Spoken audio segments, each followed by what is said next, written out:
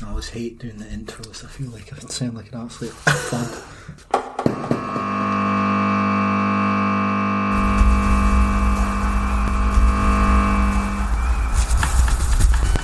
You'll share man's greatest thrill. They tried and failed. They tried and died. You're dealing with the creme de la creme. Hello and welcome to episode 5 of the Scratchcast, the alternative pop culture podcast. I'm Snedds, your host, and with me as always is your other host, the irreplaceable Grant Patterson. Say hello to all the lovely people out there, Grant. Hello. So this month we've decided to break from our usual regime of reviewing new music, and instead we're going to do a countdown of each of our top 20 favourite albums of all time. Not only will this give you a better understanding of each of our musical tastes, but it gives us an excuse to talk about some bloody great albums. First things first though, we need to address the fairly erratic ratings we've been assigning to the albums we review. So to try and maintain some kind of credible rating system, I'm putting forward the following scoring system from 1 to 10, 1 out of 10 being the worst. This is what we'll be referring to whenever we give an album a score, and I'll put this in the description of the episode so people can refer back to it if they want to know what a rating corresponds to. So starting from the worst, 1 out of 10 is Destroy Without Listening. I think that's fairly self-explanatory. So, yeah. 2 out of 10 is Rancid Bin Juice. You'll need to bathe after listening to such an album. 3 out of 10 is Hot Garbage. 4 out of 10 is Meh. It's just basically not worth going back to. 5 out of 10 is generally forgettable, maybe 1 or 2 good songs. 6 out of 10 is just okay, maybe for fans of that particular genre. 7 out of 10 is good, just quite like it. 8 out of 10 is very good, basically an album you should definitely listen to. 9 out of 10 is exceptional, that's an album I absolutely love. And then 10 out of 10 is practically flawless, so it's an unmissable album. I say practically because it's hard to deliver perfection, so I think that's a reasonable way to put it. Mm-hmm. Absolutely. Are you happy with those? Yeah, absolutely. So I think it's safe to say that none of the albums we'll be talking about today are going to be anything less than maybe an 8 or a 9. Yeah. So before we get to the main event, I've got one more piece of business to attend to. So from now on, during each episode, we're going to give each other a current single to listen to for discussion on the next show. So it will also give anyone who's listening along a chance to check out the singles too, and hopefully let us know your thoughts, preferably before we record the next episode. But anyway, so for this episode, I will be giving Grant the new single Underneath from industrial hardcore outfit Code Orange. Their new album Underneath is out on the 13th of March, and that's an album I'll probably want to cover when it comes out. It might be a tough one for you to get through, but I want you to listen to Underneath because it's a little less heavy than their previous output. Their last album, Forever, which came out in 2017, I think, is pretty much considered a masterpiece of like industrial hardcore. So it's maybe worth having a cheeky listen to some of the tracks on there as well. But Underneath is the song that I want you to listen to. We can do that. Now, the song that I've chosen couldn't be any more different. You might have heard them, you might not have heard them. I came across them through Spotify and the algorithms that they use to suggest you kind of new music, and I think it was off the back of listening to the new Puma Rosa album, which we've kind of spoke about covering, and we might kind of cover in the future. The song is called Your Light, and it's by a band called The Big Moon. Okay, never heard of it. it. It's very different from the song that you've just suggested. It probably would normally be my cup of tea, to be honest, but I can't help but listen to it. The single was actually released last year, I believe, but their debut album got released just a couple of weeks ago. Sorry, not their debut, their second studio album was released on the 10th of January, so just a couple of weeks ago there, and it's called Walking Like We Do. I'm not familiar with any of their other stuff, but I just can't stop listening to this song for some reason. So, yeah, I want you to have a look at that and see what you make of it. Cool. Okay. Right. So I've given Grant Underneath, the new single from industrial hardcore band Code Orange, and Grant has given me what have you given me again? You're Light by the Big Moon. You're Light by the Big Moon, and what sort of can you describe?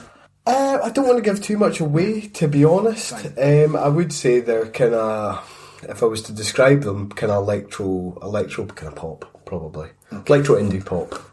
I think they're a 5-piece band from London. Like I said, they've got one previous studio album. Okay. But yeah, I really like them. Cool, okay, I'll give it a shot. Right, well, we might as well just get into it then. Absolutely. Get on with our top 20 albums of all time. How did you get on with this? Yeah, I found it difficult. There was quite a few albums that didn't make the cut. Putting them into order was really tough going as well, to be honest. As I've kind of said to you previously before we started recording, I've found that I don't have any new albums in this list. Most of my albums come from, I suppose, my formative years, kind of late 90s, early noughties. So around about the time that we were in kind of secondary school, high school. Yeah.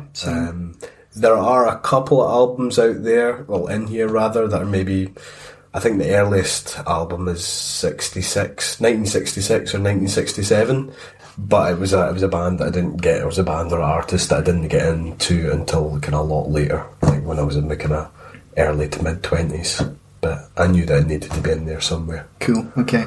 So, similarly, a lot of my albums are from my sort of formative years. I've got a couple of pretty new ones, but I've got nothing before the 90s. Right. So, it's from the 90s through till last year, essentially. So I just start with my number 20. Go for it. So this is one of the new albums I was talking about, and it's the newest. It only came out in April last year, and for that reason, that's why it's at my number 20, because I felt like it would be hard to put that any higher, having only heard it since, only came out last year, so I haven't had nearly as much time with this album as I had with many others. So yeah, the album in question is the third album from Canadian punk rock band Pup, and it's called Morbid Stuff. So the reason this makes it onto my list ahead of maybe a lot of other bands from years gone by is that it takes a lot of elements of like old school punk rock bands that I love and grew up loving, and it just brings them bang up to date, where a lot of those bands feel dated now. This is a current band doing that old thing in a current way. So they're just like every single song has just got mad catchy riffs and guitar licks, and it's got the album's called Morbid Stuff, so the lyrics are I've got themes of death and bad relationships and all sorts of stuff like that, and they're quite self-deprecating, but it just sort of bounces along in such an enjoyable way, that sort of upbeat punk rock kind of style of riffing and these cool little noodling guitar lines and just sort of pumping bass lines and stuff. It's just a fucking great album. They do a lot with they throw in gang vocals and like vocal harmonies, just the best moments. So you'll have like a really sing-along chorus and they'll throw in like a bit where the whole band sing, and of course the whole crowd sing. They're a band I was lucky enough to see live at the end of last year, and these songs are just massive live as well.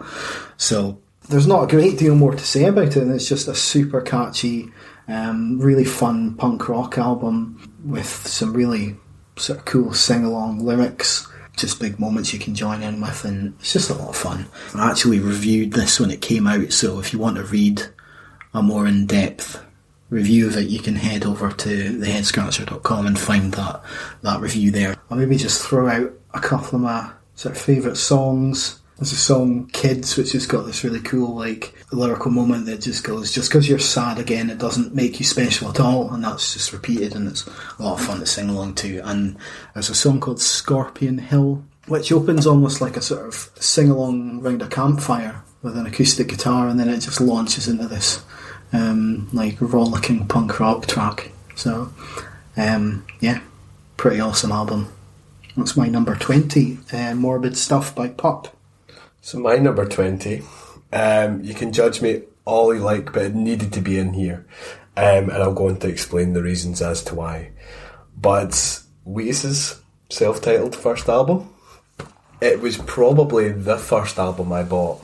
It was either the first or second. My feeling is that it was the first. I remember I bought Wheatus's first album and Travis the Man Who round about the same time. Okay. I probably would have been, I don't know, maybe about 12, 13, something like that, maybe slightly older. I'm not 100% sure. So as I said, this is Wheatus's self-titled debut album. It was released in either 1999 or 2000. I think it might have had a different release date. On the territory. Depending on the territory. It might have came out in America before it came out in the UK, I'm not 100% sure. There's only 10 songs on the album. It's only 33 minutes and 12 seconds long. But I just think it's a really fun album. This sounds very over the top, by the way, but I'm going to have to go with it. I think they very much kind of epitomised the kind of zeitgeist of pop culture of the time. For me, they were almost like the kind of musical equivalent of films like American Pie, which came out around about the same time, 1999. You've got Dude, Where's My Car, which came out in 2000. Freddie Got Fingered, which is, I think that came out in kind of 2001 or thereabouts. It very much kind of characterised the kind of off-the-wall zany fun that very much characterised the kind of late 90s and early 90s. Obviously, everybody's heard Teenage Dirtbag, and I think in many ways, Wheatus are very much thought of as one-hit wonders. Yeah, and Teenage Dirtbag was on the soundtrack for the film Loser, which was a sort of one of those teen sort of comedies around the time. Yeah, and that was a single, obviously, that was released from the album. I think that was released on the 18th of July 2000. But there's also a really cracking cover of Erasure's A Little Respect on there as well. That's a beast of a cover. I think that was released as a single as well. I remember there being a video for that. But there's also a song called Leroy. Again, that was a single that was released in January 2002, and I thought that was absolutely fantastic. Really enjoyed it. Some really kind of funny lyrics in there. You know, when I think he's talking about a drug dealer. Leroy's a drug dealer, and I think the lyric is he's just a pimp with a limp and some Vaseline.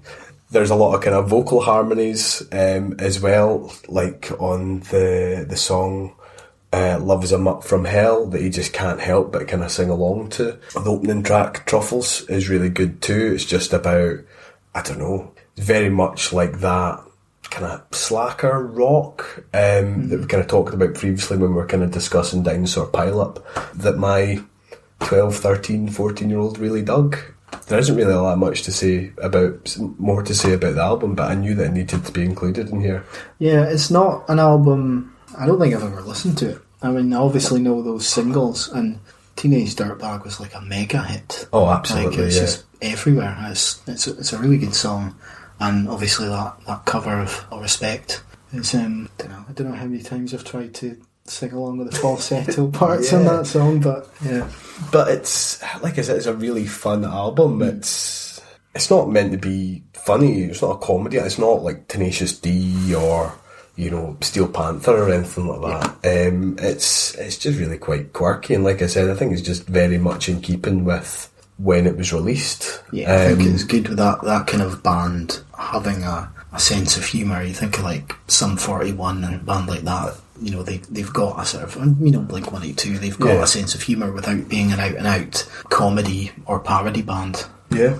Cool, okay. So, what was the album called? It's just self-titled album. That was a self-titled album from Wheatus. Okay, so my number 19 is another recent album, and for similar reasons to Pup, that's why it's so high on my list, or so low on my list, I don't know.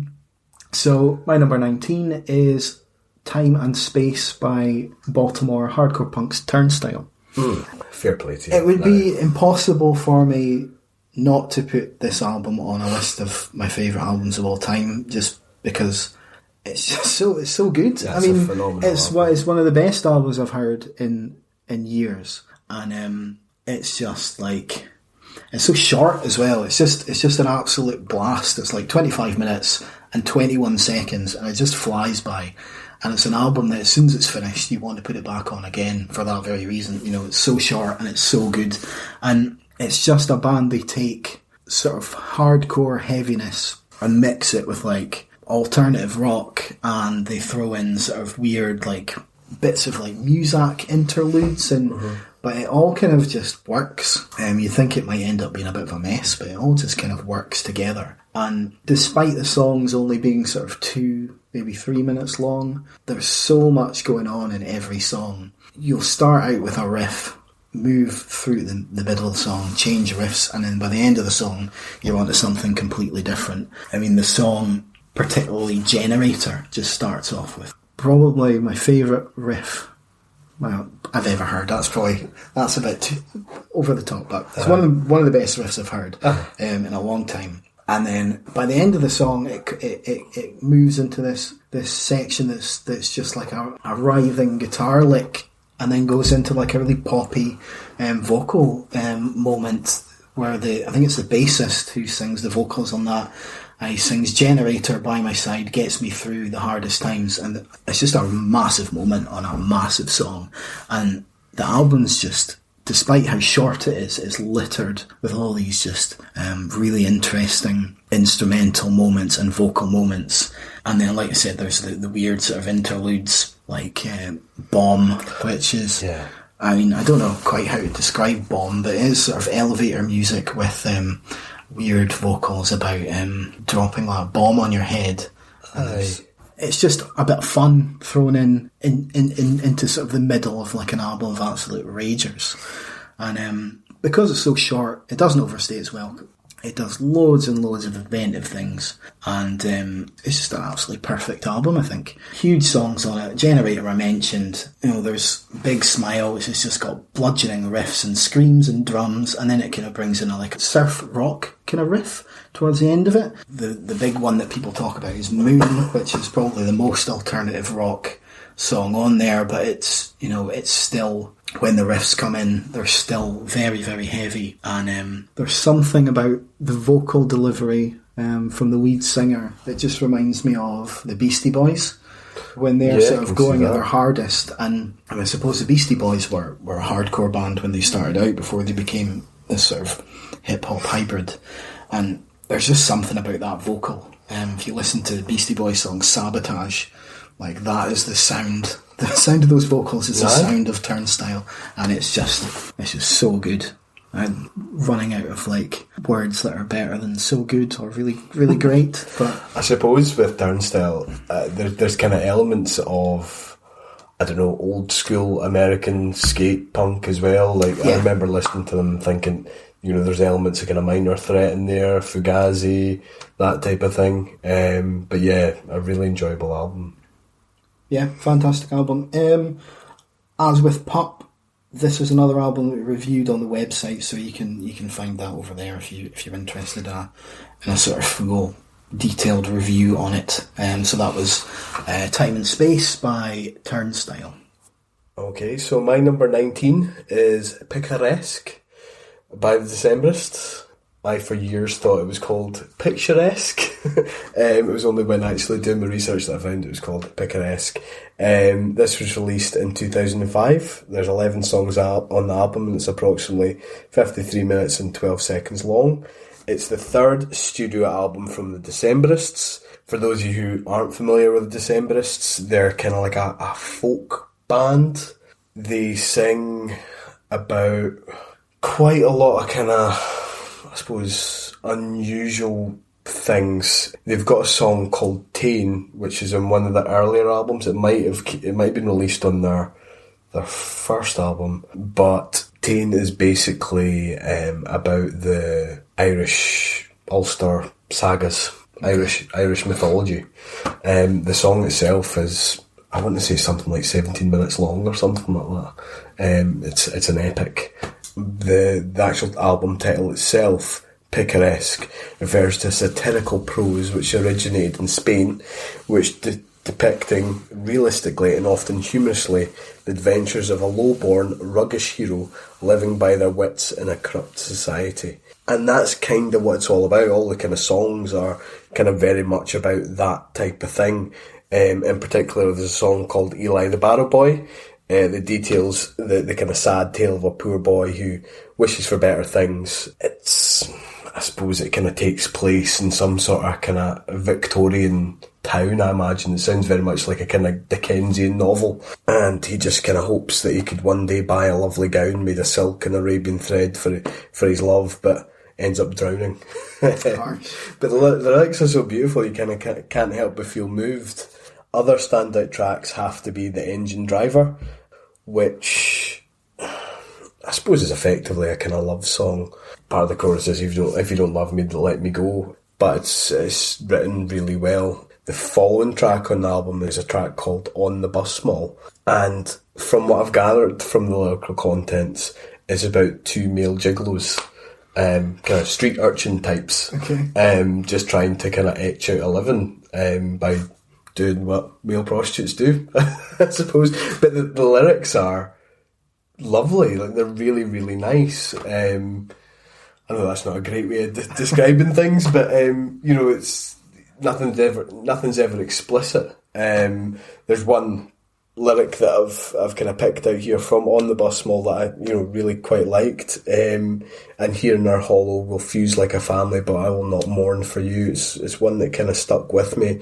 And of course the final track, which is called The Mariner's Revenge, which is essentially a sea shanty and sounds like a sea shanty.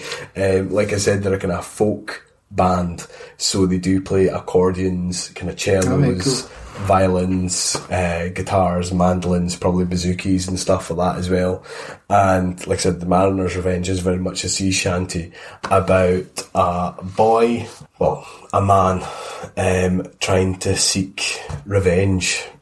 Basically what happens is his widowed mother finds a guy who's described in the song as a rake and a roustabout, and basically leaves her penniless and poor, and she dies at a consumption. So presumably kind of alcohol use or something like that, or opium, who knows. Like I said, the songs sound very much or read very much like a kind of Dickensian novel or Dickensian story. And he spends the rest of his life trying to seek out this guy, and then becomes a whaler on a ship.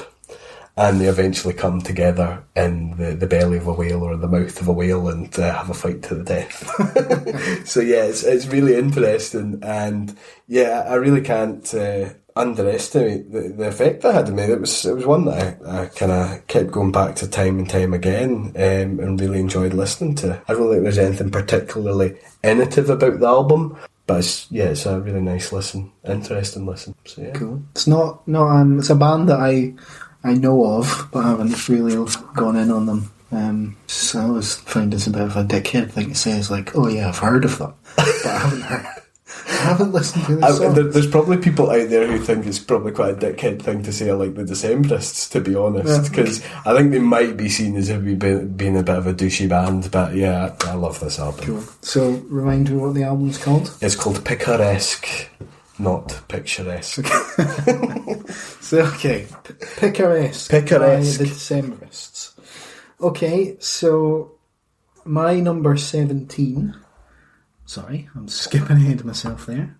My number 18 is And Then We Saw Land by a band called Tongue, a sort of electro-folk band.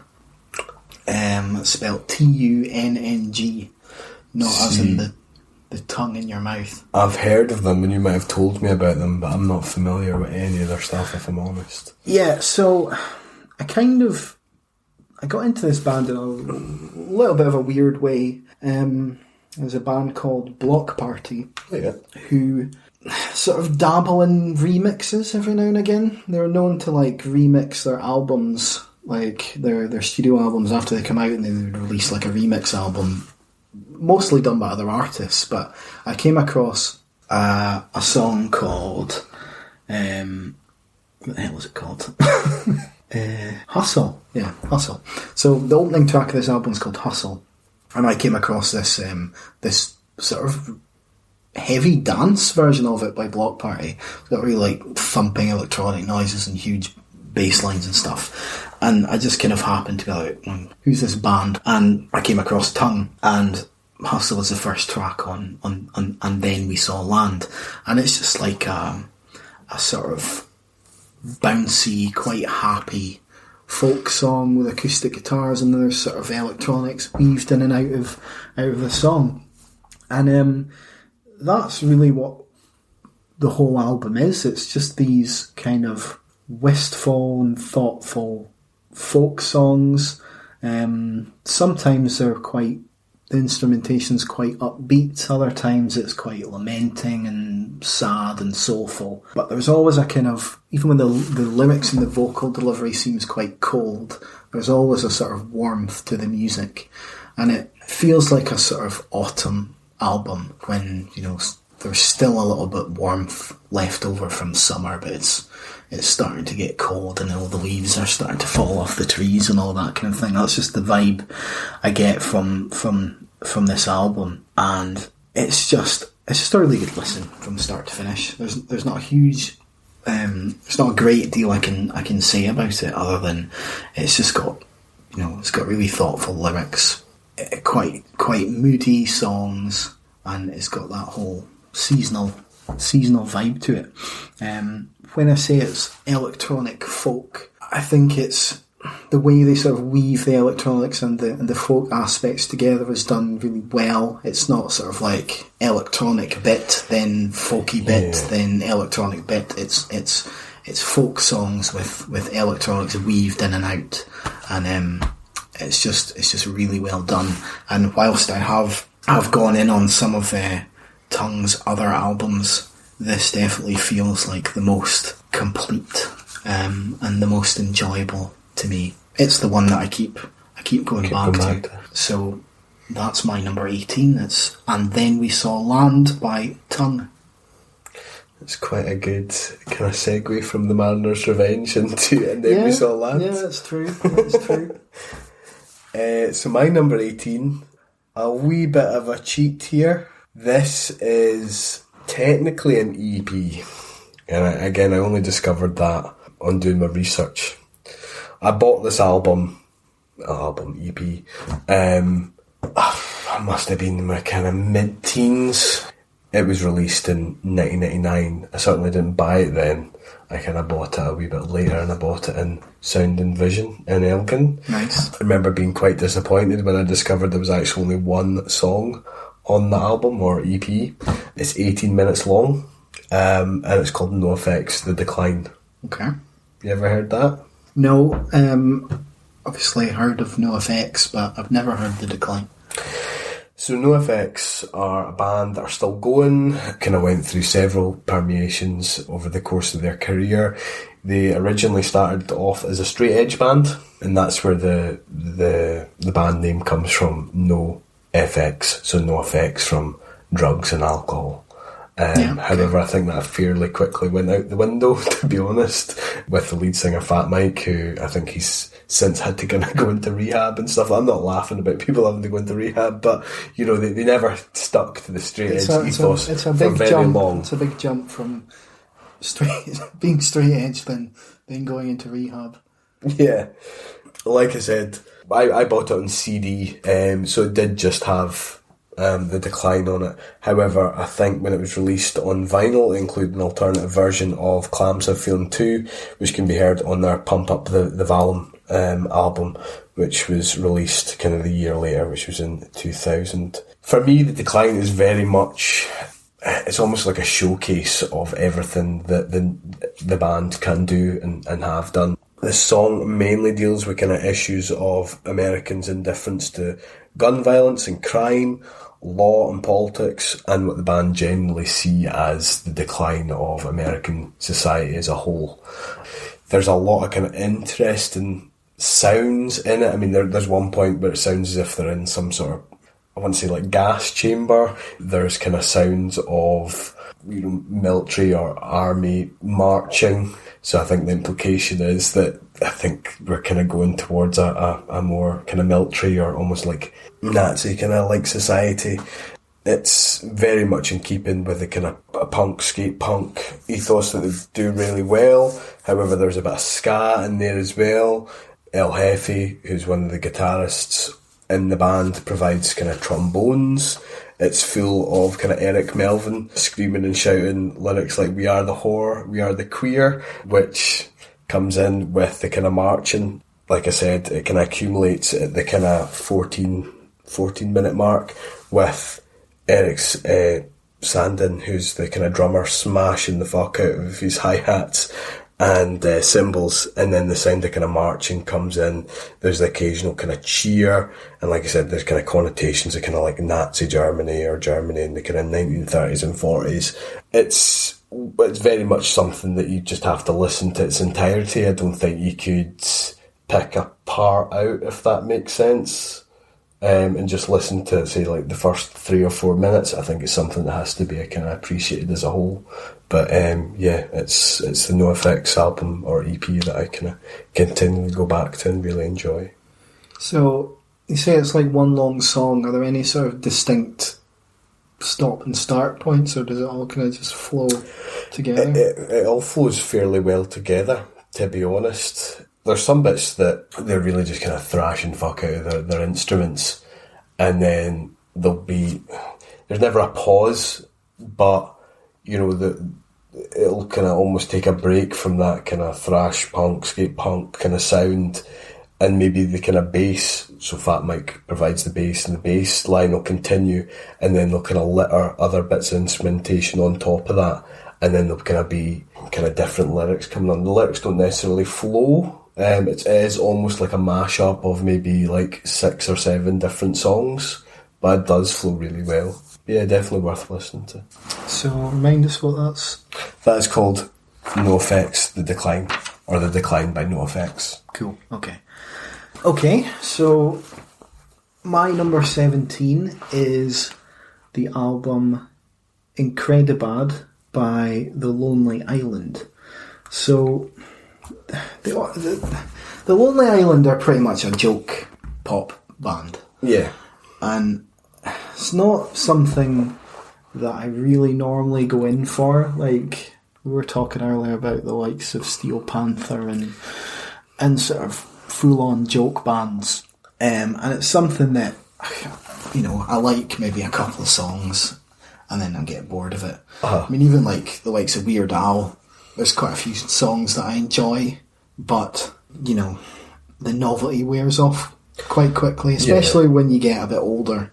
That stuff's fine when you're like 15, but then when you're in your 30s, it kind of loses its appeal a little bit. But this album came out in 2009, so, you know, I would have been in my early 20s when this came out, and it's just the perfect time for like a sort of comedy, electro-pop, sort of hip-hop fusion band to come along and enlighten my life. If you don't know, this is they're a sort of comedy troupe that were on like Saturday Night Live, and one of the guys, Andy Samberg, he's also an actor, and he was on the show Brooklyn Nine-Nine. If anybody watches that, I've not really paid much attention to it, to be honest, but that's probably the thing he's most well known for at the moment. But essentially, Incredibad are a band of like MCs who deliver kind of ridiculous raps over the top of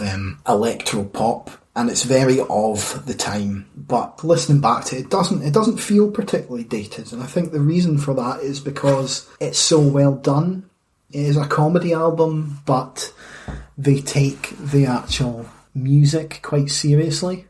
So it's the music is done to a very, very high standard. You know, the standard of like radio pop music of the time. But it's just, you know, the lyrics are comical. I mean, the lyrics are dumb, but that is the charm, and they're delivered in a kind of a fairly serious way. I mean, there's a lot of people probably know the song Jizz in My Pants, which I think was probably the first single from the album, and it's just a mad floor filler about a guy who just blows his load like at any time a woman comes near him. And I mean, even it's even worse than that. It's like the main chorus is I jizz right in my pants every time you're next to me. There's a moment later where he's just rapping about things that make him jizz in his pants, and he's like, this is a spoiler for the film The Sixth Sense. All right. And it's like, the line is, when Bruce Willis was a ghost at the end of Sixth Sense, I jizzed in my pants. And that's just one of my favourite lines. It just comes out of nowhere, and I challenge anyone not to crack a smile. Does that feature Justin Timberlake? No. Or is he in the video? Justin Timberlake is in a different song called Dick in a Box. That's it. And it's just about Justin Timberlake's dick being in a box. Right. He sort of gets people to put their hand in his box. Right. So that's one of the other things about this album. There's a lot of fairly famous guests on it. So you've got Justin Timberlake on Dick in a Box. You've got Jack Black on a song called The Sax Man, where Jack Black is just sort of delivering a kind of sung monologue about being about this sax man. It's quite good. I mean, there's people have mixed views on Jack Black, but he puts in a good performance. You've got Julian Casablancas of The Strokes is on a song called Boombox. There's even Natalie Portman is on this album, a song called Natalie's Rap. And Natalie Portman puts in a really good performance on this, where she's just rapping about being a badass, basically. And there's a moment where the three MCs sort of shout, what you want, Natalie? And she's like, to drink and fight. And then she's like, all the kids looking up to me can suck my dick. And it's just a completely foul-mouthed song. Just kind of a complete joke about Natalie Portman just being this drunken sort of slut, essentially. And she puts in a fantastic performance on it. So it's just these kind of floor filler songs. There's another big song called On a Boat, which is just basically about being on a boat and like drinking champagne and like wearing a nautical themed pashmina Afghan. One of the lyrics is fuck land, I'm on a boat, motherfucker. So there's just great moments like that all over the song. There's Like a Boss, which is anyone who's ever heard that is like a boss. Trying to do that justice, but it's just full of great songs. And the final track, Incredibad, is pretty much a Beastie Boys song. It's just got like a sort of grunting bass line that drives the song forward, and it's basically a ridiculous song about how the band Incredibad were formed, and it's about sort of three teenagers, they're like 13, see a meteorite crash near their house, and they go over to find out what it is, and an alien pops out, and he's like, my home planet is under threat, I need the three of you to have sex with me to save my species. So they all sort of agree to sort of triple team it, and their reward for doing this beautiful thing is basically they're granted the wish of being the best fake MCs in the world. So that's where they get their talent from. Was there a movie made about them? There is a movie, there's a movie called Popstar Never Stop, Never Stopping. Right. And it's not Incredibad, but it is the same guys. Right. So it is The Lonely Island, but they're playing, like, I can't remember the name of the pop act, but it's basically about a different pop act, but it's a parody of, like, the usual thing is they're a great band and then they all go their separate ways, and at the end they come back together to, like, for all their fans and all that shit. So, a really good album. That last song, Incredibad, there's a fantastic line where they're just like they're getting on with the alien, and the alien's like, keep pumping away, my wife and family, thank you. It's just it just cracks me up every time. And it's a completely stupid album, but it's just absolutely hilarious, and I absolutely love it. Yeah, that's fair enough. There we go. Yeah, I mean, when you mentioned Jack Black, Tenacious D's debut album very nearly made it into my list because I love it. Like, but it just got kind of pushed out just towards the end there. But yeah, cool. Okay, so that was Incredibad by The Lonely Island. Okay, my man. So my number 17 is an album that was released in 2006 by a band called Silver Sun Pickups. Yes. It's their debut album called Carnivus. There's 11 songs on it.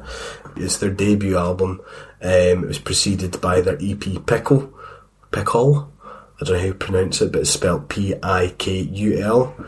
Which is well worth checking out, especially for one track in particular, which is called Kissing Families. There's a video to that as well, so I think it must have been released as a single at one point. Yeah. But it's the fucking bomb. I really enjoy it. When I was doing my research, I found that Silver Sun Pickups have been described as being kind of like an American indie rock dream pop outfit. Now, I would have said that if I was to describe them, I would have just described them as a straight up kind of indie band. However, upon reading that description, I kind of felt as if I kind of needed to look into them in a bit more, and I suppose, if I'm being honest, there is a lot more depth to them than just a kind of straight up indie pop band. Sorry, indie rock band rather.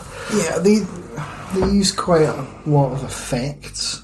I haven't heard this album, but I've heard one of their other albums, and then from memory they use a few different sort of effects on the guitars and such. Yeah.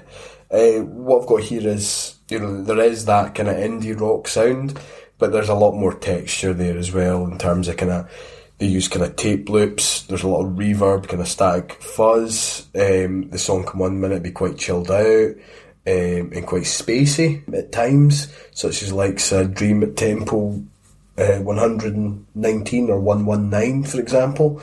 But there's also times where they use that kind of quiet loud dynamic, which I love. I absolutely love that. And they kind of execute it brilliantly, particularly on Lazy Eye, which I think is probably one of their best known tracks. Lazy Eye, yeah, I thought it was on a different album, but yeah, I definitely know that track. That's number 8 on this album, and I think it's been featured in quite a few films and TV shows and stuff like that as well over the years. As I mentioned, kind of Dream at Tempo 119 or 119, whichever way you kind of want to look at it. As I said, it is kind of quite spacey, almost kind of ethereal, kind of a wee bit like, some of the songs that we were describing on the Nick Cave and Bad Seeds album Ghosteen. It's quite strange, and then it'll just kick into a straight up indie kind of sound. Their opening track Melatonin is very much like that as well, and also Little Lover So Polite. That's a really, really good song as well. That's number 4 on the album. We interesting note about Carnivus, well, Silver Sun Pickups and Carnivus. We saw them, so me and kind of our mutual friend Ali went to see them at the Leeds Reading Festival, and I hadn't heard of them before at all. And I remember Ali had he was doing his research and kind of looking into who was going to be playing at the festival and what have you. And Silver Sun Pickups was one that he'd kind of picked out for us to listen to in preparation to go into the festival. And we all really dug the band. And I remember Ali in particular was like, the lead vocalist is just so hot. Like, I just love the way she sounds and what have you. And I'm like, I'm pretty sure that's a guy, man. Like, I think that's a guy. And then cut to a month or a month and a half later, we're sitting watching them, and the lead singer has like a full-on beard. Yeah. So you got a wee bit of a ribbon for that. There is a female member in the band, and she does provide a little bit of the vocals, but for the most part it is this guy. I don't know his name. He does have quite an effeminate, high-pitched kind of vocal. He does, but when he's doing the loud kind of quite loud dynamic stuff, I think you can tell it's a guy. Yeah, you're probably right. But yeah, definitely worth checking out. Yeah, there's not much more for me to say on that. Okay, so that was Carnivus? Carnivus. By Silver Sun Pickups, yeah. Yeah, good band. Okay, so my number 16 is one of the heavier albums on this list. It's the debut album from progressive metal band Protest the Hero, and it's called Keziah. It was released in 2005. They're a Canadian band, and I think they recorded this when they were like 15. Really? So the main talking point of this album is really sort of how fast and technically proficient it is at just being an absolute face melter. And these guys are only like 15 years old when they did it. I mean, you look at a band like Silverchair, who their debut was when they were like a similar age, and that's quite, quirky alt rock. But this is like insanely fast, mad technical guitar solos, like crazy chugging riffs, like jumps and time signatures. And like, you really don't know what's hitting you when you're listening to it. It's so fast and so intense. And it's just kind of boggles the mind that these guys were still in school and they're making an album like this. In terms of like their sound, the guitar leads and that sort of thing, if you look at bands around the same time like Trivium or Bullet for My Valentine are sort of doing these like dueling guitar solos and sort of big chugging riffs and stuff, maybe Trivium more so, but they're then taking that to much more progressive direction where, the songs spiral off in lots of different directions. There's no kind of traditional verse chorus. There's none of that happening on here. I mean, if you like fast-paced and complex and very heavy music, then Protest the Hero are a good shout. The vocals are quite high-pitched and strained at times, so they can maybe get a bit of getting used to, but it's all kind of part of the experience. Everything is just everything is heightened, and then there's sort of more extreme kind of guttural screaming and things thrown in as well, alongside these kind of screeching isn't quite the word, but they're sort of high pitched kind of sort of emo kind of vocals, I suppose, for want of a better way of describing it. So it's just this insanely technical metal album. Like, there's one of my favourite songs on here is Turn Soonest to the Sea, which has just got this really melodic and technical lead guitar in its intro, and it it's got these mad sort of bass lines going in. Everything sort of layers together, and you almost, if you're not listening for it, you almost kind of miss how like cool the bass lines are as they're rumbling along underneath these riffs and sort of bouncing about. And it's one of those albums that every time you listen to it, you'll hear something different. Mm-hmm. There'll be a different layer that you haven't noticed, a little flourish here and there. I mean, I haven't even mentioned the drums. The drums are fucking insane. There's just absolutely tons of technical ability on this album, and I think maybe their follow-up to this, Fortress, is probably I think it only came a couple of years later, but it's probably a more rounded album and more ambitious, but this is just crazy youthful energy and inventiveness, and it's just an absolute brilliant listen from start to finish. And like I said before, it kind of boggles the mind that they're such a young band releasing something of this high standard.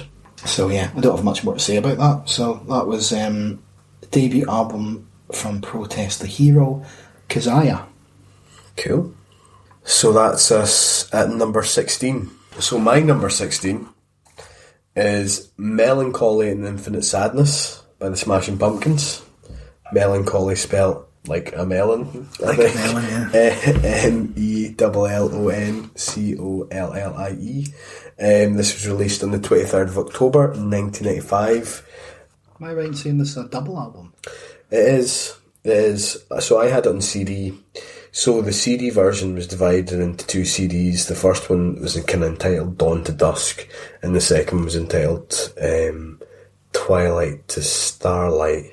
And it contains some of the band's best known tracks, for example, like a Bullet with Butterfly Wings, 1979, which is a fairly well known track, Tonight, of course.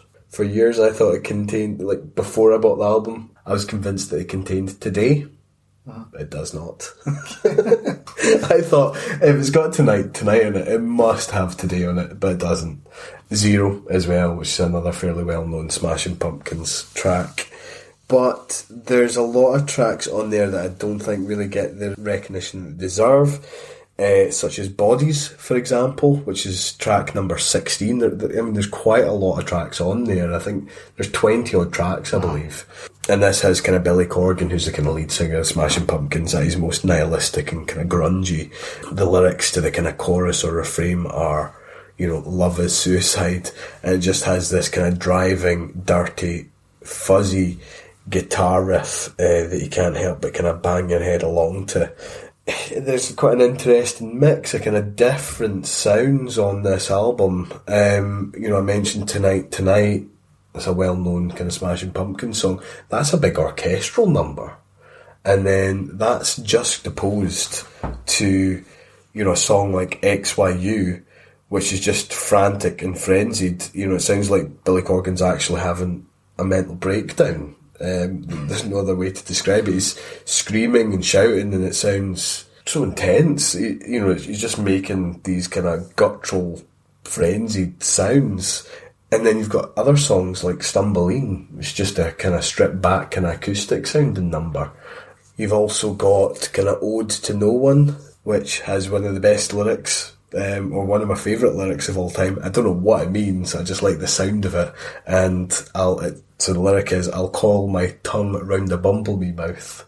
No idea what that means, but I just like how it sounds. Yeah. But again, that's just a really thrashy, grungy track. Like I said, it's kind of a healthy mix of kind of that stripped back acoustic tracks, grunge. I would say there's probably a bit of kind of metal in there as well. And then at the other end of the spectrum, you've got kind of the big orchestral numbers like Tonight, and just kind of what I've described as pieces of loveliness. I don't know how else to describe it. There's songs like Porcelain on there, Muzzle, also To Forgive, and of course the last track on the album, which is called Farewell and Good Night, which I used to play to my children when I was trying to get them off to sleep, because it's a lullaby. Yeah. There's no other way to put it. It starts off with, you can hear the lapping of kind of waves as they kind of touch the shore, and this kind of tinkling kind of piano. It's lovely, and like I said, I can't describe it any other way than it being like a lullaby. So it's quite a broad album, and there's a bit of everything in there. Smashing Pumpkins are a band I've never really gone in on that much, and I've heard a lot of singles and stuff, and generally quite like them. It's just not a band that I've ever bought an album of, or like, I'll shove on some Smashing Pumpkins. It just doesn't happen. But I do love Billy Corgan's vocals. Yeah, there's something about the way he sings that's just quite infectious, and it's quite weird as well. Aye. But yeah, a good band, but not a band I've really dove in on. It's a band. I can't even remember how I really got into the Smashing Pumpkins. I think, to be honest, it was off the back of seeing the likes of Tonight, the video of that being played on the likes of P-Rock and Scuzz, which is an old music channel. And I think I somehow came into owning Rotten Apples, which I think is one of their greatest hits, and that kind of prompted me to kind of look into their other albums, in particular Melancholy and Infinite Sadness. Like I said, there's a lot of stuff on there, and I think, to be honest, I would have to say there'd be something for everybody on that album. Yeah, there's been a couple of good Billy Corgan related memes in the last couple of years, where somebody just decided that he looked like Taylor Swift and started a rumour that he was Taylor Swift's dad. Oh, right. And that was a thing on the internet for quite a while. Just people posting pictures of Billy Corgan next to Taylor Swift. And there was another one which was Billy Corgan on a roller coaster. I saw that. That's brilliant. Yeah, that's really good. That's 1979. Yeah, so it's just the roller coaster reaching the top, and then as it goes down, it kicks into the wee. yeah. He's an odd man. Yeah, an odd man. He writes really good stuff. I think he'd be very difficult. I think he's kind of notorious for being difficult and kind of awkward. At that same Leeds Reading Festival, we saw him. I think they were one of the headlining acts, and I don't know if they're a band that are notorious for not doing encores. Yeah. Some bands just don't do encores. It's just fair enough, because it's. they are kind of pointless. Because if it's the band that does Encore, you know that they're going to do it. You know what I mean? But yeah, so I remember seeing them, and he was dressed almost like something out of a Tim Burton movie. He was wearing unusual footwear. I want to say that he was, I don't know, maybe I'm getting away with myself. I've got a feeling he was wearing almost like elf-like shoes. I think they were kind of like, they were curled at the end, would that be right? End or top? Yeah. And he was definitely wearing black and white striped tights. And I remember, I've seen this, yeah. Yeah. I'm sure I've seen him. That must just be a look that he goes for. Rumpelstiltskin. The old Rumpelstiltskin look. I don't know, he does look a bit like Uncle Fester. He does. Well, he's lost his hair, doesn't he? He lost his hair a long time ago. But yeah, I remember, I can't remember what song they finished with, but I think the rest of the band had left the stage. He was still on the stage with his guitar and was just kind of like prowling the stage, kind of looking menacingly out towards the crowd that had kind of assembled to watch them. In the midst of this kind of reverb and fuzz and stuff like that was all going on, obviously like some guitar or some one of the instruments had kind of been left on, and yeah, he never played his encore, but it's just kind of good showmanship, is it? I suppose it is. I suppose it's it was a wee bit unsettling, to be honest, but yeah, that doesn't detract from his body of work. Yes. So, what was that? Melancholy and the Infinite Sadness? Melancholy and the Infinite Sadness. Yeah, I would have to say that there'd be something for anybody. I mean, I think predominantly Smashing Pumpkins are thought of as being like an alt-rock or grunge band. But like I said, there's gems in there that I think people of all ages could enjoy. Yeah, I think alt-rock and grunge are like terms that are so broad. Yeah. Because you look at grunge and like all these bands that are called grunge, most of them are totally different from one another. Or do what, so it's a very broad spectrum. Yeah. Cool. Okay. Alright, so number 15. My number 15 is You're a Woman, I'm a Machine by Death from Above 1979. So it's another album that came out in 2005, and I think there are some more on this list as well, so it must have been a good year for me. But Death from Above 1979 are a sort of noise rock, garage rock, dance rock two-piece. So it's like really sort of growling. It's like the coolest bass sound you've ever heard in your life, and the heaviest. But it's played in a sort of dance floor anthems kind of way. And then it's got the singer plays drums. He just absolutely smashes his drum kit to a million pieces and howls along with the bass. There's some sort of synths and keys thrown in for good measure as well, but they're just a sort of really aggressive and noisy band. I first came across them actually, I think I was speaking to someone, we'd both been to Tea in the Park, and one of them had come back and he was like, I went to see this band. There's a band I had never heard of.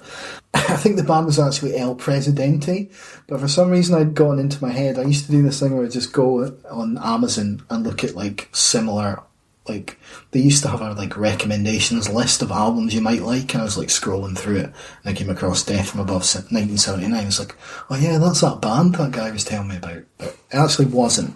But at the time I thought it was, so that's the only reason that I bought the what the El Presidente sing again? Fuck knows. Like I don't think I know that. I don't think I've ever gone back to check out El Presidente after that bit. So sorry about that, El Presidente. But Death from Above 1979 are the band that I thought you were, and by that sort of happy accident I came across this album, and it just sort of bludgeons you over the head with its intensity. But it's it's really noisy and it's really aggressive, and the opening track, Turn It Out, I think when I first put this album on I turned it off because like I was scared by Turn It Out. It's just got these like ballooning sort of trumpeting bass sounds, but it's also loud and cacophonous that it takes no prisoners, and it's the production on the album is really lo-fi as well, so it's just like an assault on the senses, And I first heard the opening track and I thought, I'll maybe try this album again later. And eventually, I persevered with it and it's become one of my favourite albums. And that's kind of down to how melodic the bass is at times. I mean, there's the song Romantic Rights, which has got like, the bass line is like mad. It's like a mad, palm muted sort of crunching, but then it progresses into this sort of really danceable, like sing along where the vocals are "Come back, baby, I love your company," and it's just a really kind of cool. Come on, baby, come on, yeah, and it's just a really cool kind of sound. They're just an aggressive band, but they're also really danceable and really catchy. And it's a strange combination. And most of the tracks are just kind of unrelenting. Like, there's huge thumping drums on Blood in Your Hands.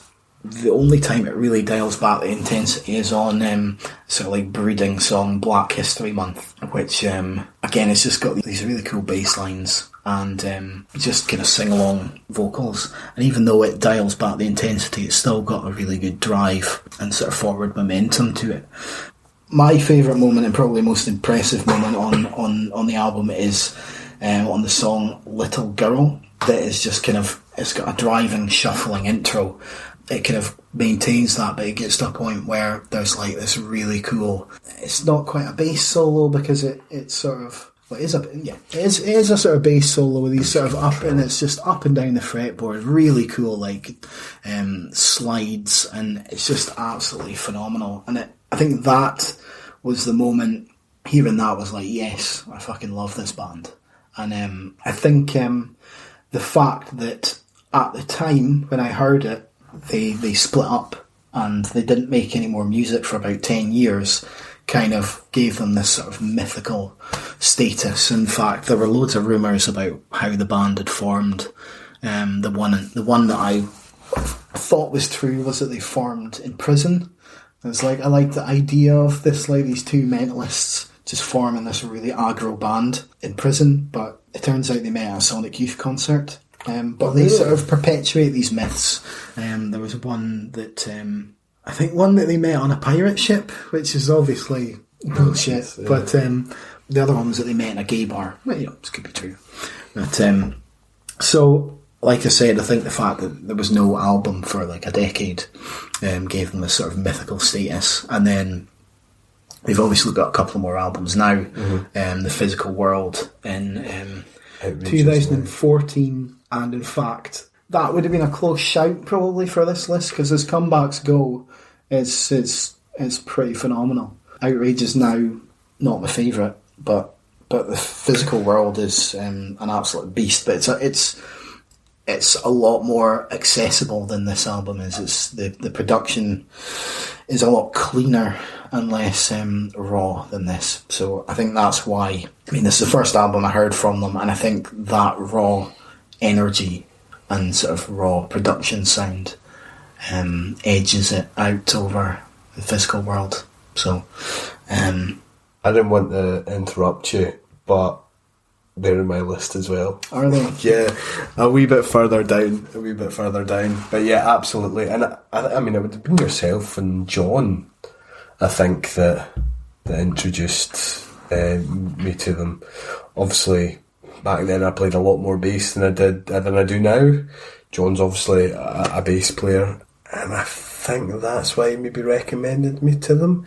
I remember trying to learn Blood in Our Hands on bass, but yeah, similarly with you and the first track, Turn It Out, I think I put that on and then immediately turned it off. I was like, this is too much, this is just noise. However, when you kind of go back to it, as you said, there's so much going on in that one song, but there is a bit where it's quite melodic, you know what I mean? They hit a kind of sweet point and you're like, alright, okay, and then we see a return to that on the likes of kind of Blood in Our Hands, Black History Month. Yeah, I think they're kind of really, really quite interesting. I kind of agree with your kind of description on them being like this kind of noise punk, dance punk band. I think they've separately went on to do certainly dancey stuff. Jesse Keeler, the bassist, went on and formed, like when this band split up, he went off and did his own thing with some other guy, and it was proper just like house music. Was that the band? I don't know what they're called, but it's just like, is it MSKTT or something Master, like that? It's like that, but it's like Master Crafter. Is that what it is? Is that what they're called? I should have written that down. I suppose it's worthwhile saying though that in the CD that I bought, and I think it would have been the same for yourself, it's a double album. Well, there's a bonus disc of remixes. Is it a bonus disc? Yeah, so it's not a double album. It's just that. I mean, CDs back in the day, you'd not always, but you'd often have a special extra disc with, with B-sides or remixes or whatever. And actually, there's some pretty beastin' remixes on there. There's a really good version of Romantic Rights, and I think there's a weird version of Sexy Results as well, which is a sort of kind of creepy. I like Sexy Results though. Yeah. I mean, in my notes I've kind of said that it's, Sexy Results is this kind of, respite from that kind of grueling noise punk sound that we described earlier on. And I thought it was kind of reminiscent of Air's Sexy Boy. Yeah, I'll give you that. And I think it's a sort of French. And he sings in French. Yeah. Because they're Canadian, aren't they? They're a Canadian outfit. Yeah, they are. So I wonder if that's a kind of telling reference or acknowledgement, or, that they, I don't know, might be an influence on their music, I don't know. On that bonus disc, there's a really good song as well. I think it's a live recording of a song called, is it Do It 93? Yeah. Phenomenal. Which is, I think, from their previous EP. Is that from their EP? Which is, if you think Turn It Out is aggressive and hard to listen to, that whole EP is kind of like that. It's just noise, but it's cool noise. Yeah. But it is quite hard to get into, and they sort of honed it a bit on this, I would say. Okay, so that was my number 15. You're a Woman, I'm a Machine by Death from Above 1979. My number 15 is Champ by Tokyo Police Club. This was released in 2010. It's 11 songs long and just over the kind of 35-minute mark. It's the second studio album from Tokyo Police Club. And it's just one of these albums that kind of just appeared. I'm not really 100% sure as to how I kind of really got into them. Yeah, I remember you just kind of started talking about them. I don't think I've really ever gone in on them, but I remember you were talking about them quite a lot for a while. Yeah, I don't know how. I don't know. Somebody must have recommended me to them. But as I said, it just appeared and kind of assimilated itself into my playlist and into my CD collection. And I stayed there ever since. I was just kind of immediately hooked. Looking back on it now, there's times where the kind of lead vocalist, who's a guy by the name of kind of David Monks, his kind of vocals can be quite shrill and shaky. However, I think it just kind of adds to their overall aesthetic. I think it kind of works really well. Again, similar with, what I said about Wheatus and what we've previously said about kind of Dinosaur Pileup. It is kind of like that kind of slacker rock type feel to it, but it's just full of kind of a lot of really catchy riffs and hooks. There's kind of a lot of kind of stuttering electronic loops and sounds that are kind of bolstered up by kind of, this kind of indie guitar. It's really infectious, and like I say, you just can't help but sing along to it. In particular, there's songs like Wait Up, Wait Up, and it's in kind of brackets, Boots of Danger, Bambi, Gone, and my favourite, Frankenstein as well, which is the last song on the album. I don't really have a lot much more to say about it, to be honest. It's just a really good album from start to finish. Yeah, again, it's a band I don't know a lot about, but I like that sort of slacker rock aesthetic. So sounds like it would be something I'd be quite into. Yeah. And like that I mean, I talked about Puppet, my number 20, and it's got that sort of slacker aesthetic as well. So I might check that one out. Cool. So remind us of the... Champ by Tokyo Police Club. Okay, my number 14 is the Parallax 2 feature sequence by Between the Buried and Me. So Between the Buried and Me are a progressive metal band. I talked about Protest the Hero before. There are similarities, but they're a different kind of progressive metal band. They're from North Carolina in the United States, I believe. And Future Sequences, their 7th studio album, and it's a sort of sequel to the EP, the Parallax, the Hypersleep Dialogues. I say they're progressive metal, and I've mentioned, Protest the Hero, but Buried in Me take the sort of progressive aspect even further and sort of take it across genres more. They are, first and foremost, an extreme metal band. So they're very heavy riffs, very aggressive screams. It's a very, very heavy album, but at the same time, there's elements of jazz. There's sort of oompa music in places. Right. And they're just a really diverse band. They use lots of different types of percussion. There's lots of keyboards. There's clean singing that'll devolve into just guttural, horrific screaming. They are definitely an extreme band. And the way I kind of came across them was just at a late night party, and somebody had their laptop hooked up to their TV and they were just putting on random songs, and the song Mordecai came on, which is not actually on this album. It's I don't know, about 4 or 5 albums previous, but it's just absolutely brutal. And at the time I remember hearing it, well, at the time I was quite drunk, and I was almost sick how intense the sound from that song was. So it always kind of stayed with me. Maybe not for the best reasons, but I kind of accidentally came across this album in HMV, and to be honest, I just saw the cover art, which is like, it's just like a shot looking over the curvature of a planet looking into space. Right. And I was like, that's really cool artwork, and I just bought it.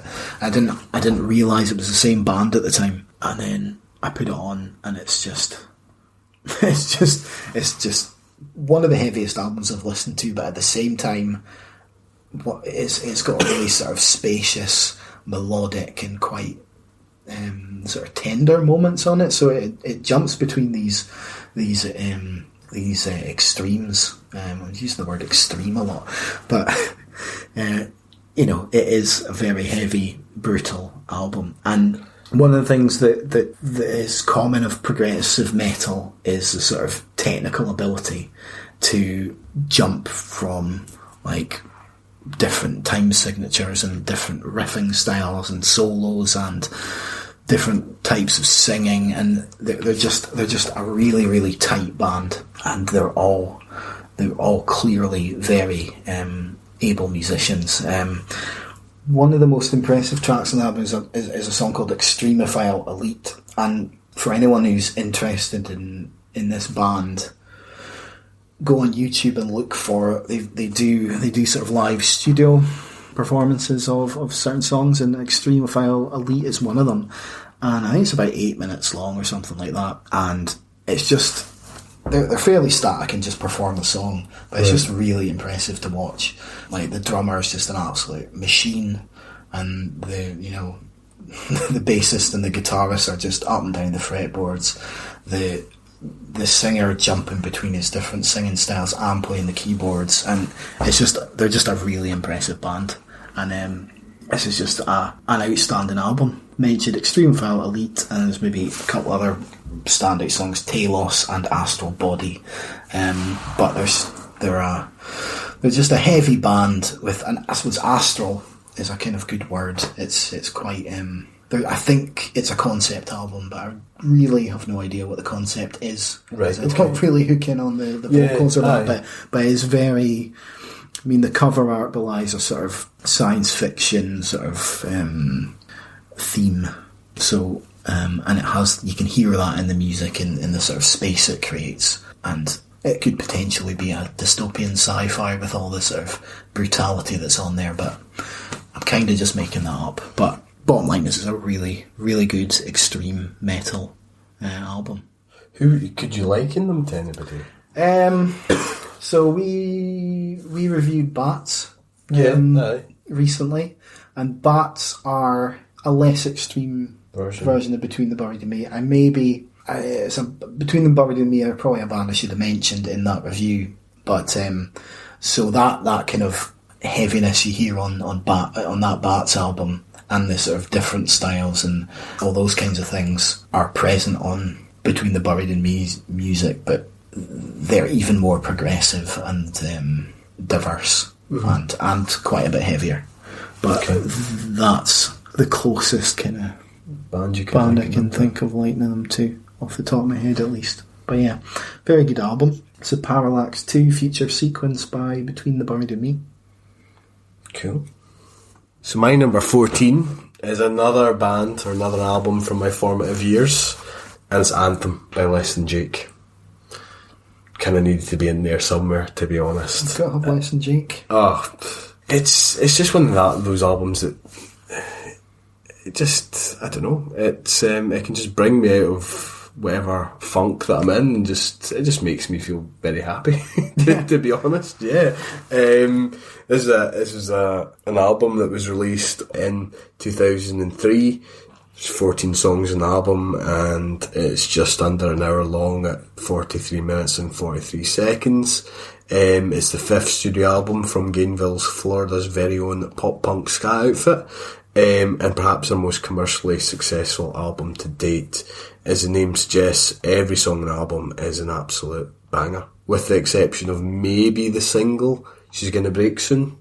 I like She's Gonna Break Soon, but it's more subdued, maybe. It's been a long time since I've listened to that song, to be fair. I don't. It's my least favourite song on the album, probably, and it was released just before the release of the album itself, and it's number 10 on the track list. And this was very much an anthem for me. In my 6th year at school, we played it incessantly, pretty much, when we were sitting in the 6th year common room. I think 5th and 6th year common room, and for me it just kind of, I don't know, I suppose nostalgia's got quite a big part to play in why it's in here, and why I continually go back to it, and why it makes me feel happy whenever I listen to it. And I suppose that's what music's kind of all about to a certain extent. But yeah, I've kind of described this album as kind of flawless. I don't think that's too much of an overestimation, to be honest. I think the band seem to have just hit this sweet spot in the form of their kind of overall formula. I mean, I think it's just a really good mix of catchy and kind of angsty lyrics about kind of leaving one-horse towns, missing ex-girlfriends, kind of drinking, getting drunk, that my 17 or 16-year-old self really kind of tuned into and enjoyed. I did have a list here of kind of standout tracks, but I found I was pretty much writing the whole album out. But I mean, if I was to choose one or two, you've got kind of The Ghosts of Me and You, which is number 2, Escape from the A-Bomb House, number 8, Best Wishes to Your Black Lung, number 9, Plastic Cup Politics, 12, and the last track on the album was Surrender, which is a cover of a Cheap Trick song, and it's great. There's 2 vocalists. I'm not 100% sure which each of the vocalists play. I've got a feeling that one of them plays guitar, another one plays bass. I think the bass player is perhaps the most recognisable member from Less Than Jake's, the tall, skinny white guy with dreads. Yeah. I think when people think of Less Than Jake, that's probably the guy we think of, to be honest. Is Gainesville Rock City on the album? It's not. It's not on the album. It's not. I do know that song. Yeah, I don't know if that's maybe from... That's maybe later, I'm not sure. I'm really not too sure. I think All My Friends Are Metalheads. That was maybe before this as well. That's before, yeah. But yeah, like I said, they've just kind of, I think in this album they've really just hit a sweet spot. You know, it's the 2 vocalists' vocals complement each other really, really well. There's songs where they kind of take turns in singing, however there's other occasions where they sing together and complement each other really well. It's full of kind of big, bouncy, fun ska riffs. Obviously there's a kind of horn section in there, there's trombone and trumpet and what have you to kind of add to that kind of overall ska sound. Really catchy lyrics that are just infectious, and you just can't help but sing along to. But yeah, it's a really fun album. Yeah, and they're just a really fun band. Absolutely. Good live band as well.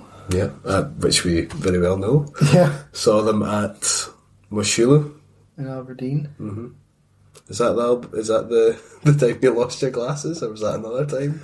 I think that was the time that my glasses were saved. By me? Yeah, because I think we were at, I can't remember what the gig was at when I lost my glasses, because you knocked them off my face. Yes. And they got smashed to pieces in the crowd. And then I think at Less Than Jake, you knocked them off my face similar, again. Yeah. And I was about to just kick off, and then you sort of had them between your fingers. Yeah, that's a pure fluke. Because I think I must have been putting my arm around your shoulder or something and managed to knock them off your face, and at the same time catch them between my two fingers. I think I actually screamed, "Not again, Grant," in the middle of for fuck's sake, Grant, not again. And I was like, oh. Yeah. But yeah, I can't say anything more about this album, other than it's, like I said, it's just really fun. I suppose it probably does deal with, I don't know, bigger issues and themes that I maybe give it credit for. Yeah. Like I said, there's a lot of kind of angsty stuff in there. Talks about leaving home, kind of altercations with kind of mums and dads, kind of parents. I suppose in many respects it might be a kind of coming of age type thing. Like I said, there's kind of lyrics that kind of talk about leaving town and, actually just, I don't know, swallowing your pride and plucking up the courage to finally leave the kind of town, this kind of deadbeat town. So yeah, I suppose, like I said, there probably is quite a lot of kind of coming of age kind of themes in that are explored within this album that I probably don't give it enough credit for. I just kind of enjoy it. Yeah, when the music and when the sound of it is so good, you kind of forget about all that sort of stuff. And just, and it's I don't know, it's kind of dangerous territory, kind of trying to interpret lyrics at times, isn't it? I find. Yeah, it could make or break it for you, really. Yeah, but yeah, definitely worth a listen. Cool. So it's Anthem by Less Than Jake. Okay. Number 13 for me is OSCDIS by the Mad Capsule Markets. Now, this was released in 2001. They are a Japanese hardcore punk band. I think I only came across the Mad Capsule Markets from watching music videos when I came home from school, and I think this was probably on Kerrang or something like that. Probably before Kerrang, T-Rock, Scuzz. Well, Scuzz, maybe P-Rock became Scuzz, didn't it? Yeah. So one of those music channels, and I love this album, but it's actually, I always thought this was kind of like this mad standalone album by this band, but it's like their 13th album. Really? They've had this career since the mid 80s, and I've just never bothered to go in on their other albums. Sorry, I'm talking shit. It's their 8th album. Still, though. So it's still. And I just thought it was this kind of one-off, mental album by these Japanese punks. But I suppose it shows that this is an album later in their career that they've kind of pulled everything from their previous years together and created something quite special. And it is a hardcore album in terms of the sort of intensity in the guitars and the vocal delivery, but it's a lot more than that. It throws in elements of techno and heavy dance music. Techno in terms of the just frenetic drums, those crazy techno drum beats, and there's some mad heavy bass drops, and just it's a very well done fusion of those different kinds of music. And when you've got those kind of breakbeat drums with furious guitar riffs, bouncing bass lines, and just gravelly screaming vocals, which are at times like they're rapped, so it's almost there's I suppose a hint of new metal in there as well, with that sort of rapped vocal delivery, but it's much heavier than most new metal ever was, and better than most new metal ever was too. But from start to finish, it just kind of pummeled. And the song I was talking about before that I'd kind of come across on the music videos is a song called RL Pulse, which is just an absolute, well, it's a banger. It's just this driving song. And the video, it's got a cool video. It's like sort of like a video game. It's almost a bit like Halo, and there's these like soldiers like storming an evil villain's base to like try and rescue their comrade, and at the end they fight the villain, and he does that old, if you remember in Indiana Jones, with a guy with a sword, he like shows off all his sword moves, and then Indiana Jones just blasts him with his pistol. A similar thing where this guy shows off all his mad moves, and then the guy's just like blown to pieces with their machine guns. So it's kind of memorable for that reason as well. But like that guy's, I've said here, he's a sort of cross between Skeletor and a member of the Legion of Doom, if you remember those guys, those wrestlers. So like I've said, it's just heavy hardcore punk with electronics, and I mean the crazy drum beats are kind of one of the coolest things on it. But I mean, there's drum and bass and stuff like that in there as well, and at times it's a pretty unforgiving listen. The vocals sound like they're sort of delivered through a tornado of broken glass at times. There's a sort of like radio static kind of sound about them, but there's still a lot of melody, and because there's that sort of bounce and pace, it's just a really sort of sonically pleasing sound, despite the harshness. It's mostly in Japanese. There's the odd kind of English vocals, but I really don't know what they're going on about most of the time. There's a point on the album, a song called Island, where it turns into an almost pop punk sound, this sort of really breezy kind of guitar riff, but it's still got these like radio static vocals, and but it's got that breezy guitar lick and a sort of jaunty bass line, and it's just like this kind of cool desert island sort of vibe going on, and then it kind of kicks back into the intensity. There's another song, Good Girl, that has that kind of radio ready appeal as well, but for the most part it's just pummeling. But I just love this album, and I think it's the sound, the guitar tones and the sound of the vocals and the style of the vocals that I find really appealing, and just I can't get enough of it. It's a band that I've been aware of for many years, but I've never really looked into, to be honest, and maybe I should. But this is the only album I've listened to, and you know, I didn't know they didn't really bother to. I don't really know why. I just never really bothered to go to look into any of their other music. Yeah, because for me, I suppose, in many ways, kind of growing up, I'm watching like Zakarang and P-Rock and stuff. Certainly the kind of early 2000s, there was this kind of explosion of American punk rock. And this was a band that was always kind of on the peripheries of that, I would have said. But it's one that I just never got round to listening to. But maybe I will have to sit down and listen to it sometime. Yeah. I'd say it's maybe a bit of a tough listen, but it's one of those albums that once you... I mean, in the way that Death From Above, they're quite a tough band to listen to. But once they get their claws into you, you can end up really loving them. Mm-hmm, mm-hmm. So yeah, that was OSCDIS by the Mad Capture Markets. Okay, so my number 13 is Rum, Sodomy and Lash by a band called The Pogues, which most people will be aware of, if only for A Fairy Tale New York that's played every year and has been played every year since its release. I was obviously well aware of that song. I'm not 100% sure when that song was released, but it must have been in the 90s.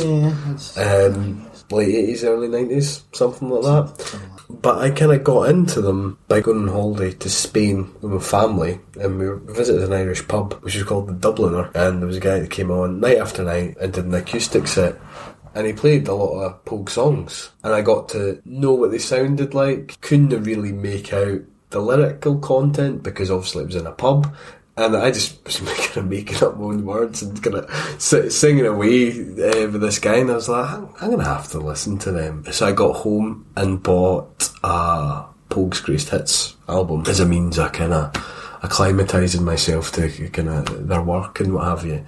And I remember I got quite a lot of stick from my pals at the time, because for them they were like, what's this fucking old fuddy-duddy band, like, you know, because on the face of things they are an Irish traditional folk band. So, you know, at the time we were listening to bands like Misfits, Rancid, Less Than Jake, and some of the other bands that I've kind of mentioned so far, and they never really took to it, but I kind of continued to listen to them, and I bought some of their other albums. I bought If I Should Fall From Grace From God, Hell's Ditch, and I later went on and bought Rum, Sodomy and the Lash, and I don't think there's anything particularly innovative about this album, to be honest. Like I said, on the face of things, they are pretty much just a folk band, but there's something more than that. And the reason why I included this album as opposed to some of the other albums that I've mentioned was because it contains one of my favourite songs of all time, which is a Pair of Brown Eyes, and there's a video to that, so I think it's maybe one of the kind of better known Pogue songs.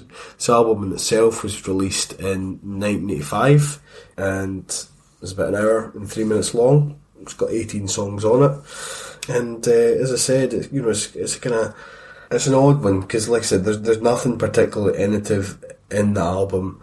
However, I think the band, I don't use the word instrumental, but I definitely think they've played a big part in maybe the revival of the kind of folk scene at the time. I certainly think that they kind of went on to inspire the likes of Flogging Molly and the Dropkick Murphys. Shane MacGowan, the lead vocalist from the Pogues, went on and sang a song called Good Rats, I believe, the Dropkick Murphys album Sing Loud, Sing Proud. Okay. And yeah, I would say that they certainly have played a big part in, you know, inspiring these types of bands and the kind of Celtic rock revival with, you know, like the Real Mackenzies and what have you. There's quite a lot of traditional pieces in there in the form of the likes of I'm a Man You Don't Meet Every Day, which is an old song. Probably, I'm not great with my history, but it'll be probably a good couple of hundred years old anyway. And it's an old traditional Scottish Irish song. However, in this case, it's sung by a woman, Kate O'Ridian. There's also the Parting Glass in there. Again, it's just another traditional kind of Scottish Irish song. Dirty Old Town, which I think a lot of people will probably be familiar Dirty with. Old Town's the other Pogue song, isn't it? Know. But I think that follows a traditional composition as well. Maybe not. I've got a feeling that was written by Kirsty MacColl's dad. Right. Kirsty MacColl's the woman who sings on Fairy Tale New York with Shane MacGowan. And although he maybe wrote the lyrics, like I said, I think it does follow a kind of traditional musical composition. There's kind of lowland pipes in it. There's a harmonica, all the sort of traditional instruments that you would expect from a kind of trad folk band. But at the same time, there's also songs like Sally Macrannan, The Sick Bed of Cuchulainn, and Billy Bones that have this kind of brash punk swagger about them. And I think that's what I kind of tuned into, obviously kind of listening to a lot of the kind of American punk and kind of traditional 70s, 80s punk at the time. Yeah, I kind of really hooked into that and really enjoyed it. And I suppose it's probably worthwhile saying that Shane MacGowan was part of the Bromley contingent, which is effectively a bunch of groupies that used to follow the Sex Pistols about back in the heyday. Okay. And he was in a band called the Nipple Erectors for a little while. You gotta love punk. Oh, absolutely. And I think they changed their name to the Nips So it was somehow more, I don't know, Commercially appealing. Commercially appealing. And yeah, I mean, they were actually originally called Pogue Mahone or Pogue Mahone. I don't know how you pronounce it, but Kiss My Arse. So effectively, they're a band called The Kisses. That's what they're called. But yeah, there's definitely a punk influence there. There's a song that doesn't feature on this album, but it's called Wax's Dargle. I think that was released as part of their debut album, which I'm pretty sure is called Red Roses for You. And it's either Shane MacGowan or Spider Stacy, who's another one of the kind of vocalists in the band, just smashes his head with a metal beer tray during the chorus. So yeah, like I said, although it's kind of a traditional kind of trad band, there's kind of punk elements in it. A lot of kind of shouting and kind of pub band raucousness about it that you can't help but kind of sing along to and join in with. Cool. It's not Pogues are a band, and another band I've never really gone into, and I think it's that sort of trad folk thing that I'm not really into, but I like the sort of that idea, that more punk attitude. It's just never a band that I was ever really interested in, but I didn't really know they had that kind of aspect to their sound. And I suppose it's worthwhile saying as well, you can agree or disagree as you like. People see Shane MacGowan, who's obviously got issues with alcohol. I think at this moment in time he's in a wheelchair, like he's confined to a wheelchair. I think so the story goes, or so the kind of newspaper articles are saying he tried a difficult dance move in which he fell and basically broke his pelvis or fractured his pelvis and has been in a wheelchair ever since, and that's kind of been going back a few years ago now. But I think people take one look at Shane MacGowan, obviously he's got a reputation of being a drinker, and almost kind of turn their nose up to him. But he's a serious wordsmith. I mean, some of the lyrics on this album and other Pogues albums are really moving. Like I said, Pair of Brown Eyes is one of my favourite songs of all time. Like I said, it does just follow a kind of trad folk kind of composition, but the lyrics on it are amazing.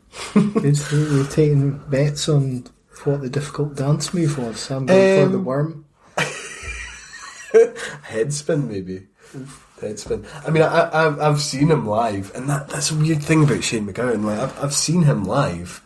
I've seen him twice live, actually. At, I think it was the Carlin Academy. It's now it was Carlin Academy at the time. It's the O2 Academy now.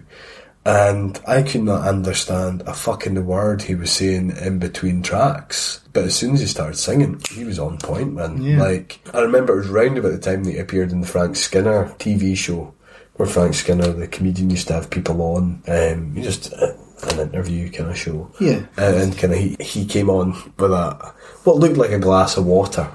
And I think Frank Skinner had said to him, what's that? You're not drinking water, are you, Shane? He's like, no, it's one special concoction of white spirits. And he drank a fair amount the nights that I've seen him of just whatever that was, wine, rum, vodka, who knows what. And I remember seeing a bottle of whiskey sitting up on stage there as well. And at one point he left the stage because Shane MacGowan was fired from the Pogues at one point. Okay. And they certainly released one album. They might have released a couple of albums on his kind of hiatus from the band. And interestingly, they got Joe Strummer from The Clash to take his place. So yeah, he left. He left the stage for a little while when they played that material, so I imagine he was getting even more foo backstage. Yeah, and kind of talking about difficult dance moves. I remember he was kind of trying to swing his microphone and just banged himself in the bus with it. It's tragic. It is tragic. And, we're kind of laughing about him here and, kind of poking fun at him. But I think with Shane MacGowan, I think he is probably one of these kind of tortured artist types, to be honest, because he's gone on to do a whole host of different things. He was obviously with the Pogues, but he's also had another band called Shane MacGowan and the Popes, I think is what they're called. And like I said, he's a serious wordsmith. If you kind of sit down and if you can get past, the kind of trad folk sound and kind of concentrate on his lyrics, I think you'd kind of be pleasantly surprised. Cool. Yeah. That's all I have to say about him. Remind us of that. Rum, Sodomy and the Lash. Rum, Sodomy and the Lash by the Pogues. Yes. Cool. Okay, so my number 12 is an album called The Bravest Man in the Universe by Bobby Womack. It came out in 2012. So, when I first got a record player, I'd kind of decided that I would only buy albums that I didn't have, so sort of new discoveries, because, I've had lots of stuff on CD or MP3 or whatever, so that was the idea. It didn't really last all that long. I've ended up just buying my favourite albums again on vinyl, just, because. But while I was kind of doing this, I picked up this album it was kind of when HMV first started stocking vinyl again, and they had quite a good selection, but I had no idea who Bobby Womack was, but he's a kind of R&B, sort of gospel kind of type singer. He's got a singing style not too dissimilar from the likes of James Brown. I haven't really gone back to his other music, but The Bravest Man in the Universe is quite a departure from that sort of R&B gospel singer-songwriter kind of music that he was known for. I think, in fact, before this album came out, he'd had something like a 20-year break from music due to sort of issues with hard drugs and alcohol. But when he came back with this, at the age of 68, he decided he was going to do something new, and he ended up kind of joining forces with Damon Albarn of Blur and Gorillaz fame. And certainly the work that Damon Albarn had done on the likes of the Gorillaz albums in terms of just sort of electronic sounds are very prominent on this album. It takes Bobby Womack's lyrics and sort of aching vocal styles and layers them on top of big thudding bass and synths, and it just turns it into this kind of weird folky kind of electronica album. And it was kind of just a lucky chance that I took on an album, and it turned out to be this really weird kind of left turn that an established artist took in his old age, essentially, because he did this when he's 68, but he died a couple of years later at the age of 70, so it's like the last hurrah for him. So it's not as sort of fun as the Gorillaz. There's a sort of comic element to Gorillaz music, but it's got that sort of electronic and dance sensibilities. It can be fairly subdued, and that goes well with, like I said, Bobby Womack's sort of aching vocal style that he's got. There's a lot going on in every song, lots of different layers of electronics and percussion and all sorts of stuff, but they still sound kind of loose and sparse, and bringing them all together is dealt with lightly. It's not just all these kind of things shoved in as much sort of stuff as possible. I think Damon Albarn's kind of proven that he's sort of a master of production, certainly on some of the Blur's later albums like Out of Time, and certainly on Gorillaz albums, just completely different from what he's done before, but really successful. So whilst there's all that going on, there are the odd conventional song. There's a song called Deep River, which is just Womack's soulful creaking vocals and a fairly busted sounding acoustic guitar. I mean, at times it sounds like he can't even play the guitar, which is quite... But there's a charm about that, just really kind of subtle but almost broken sounding guitar music.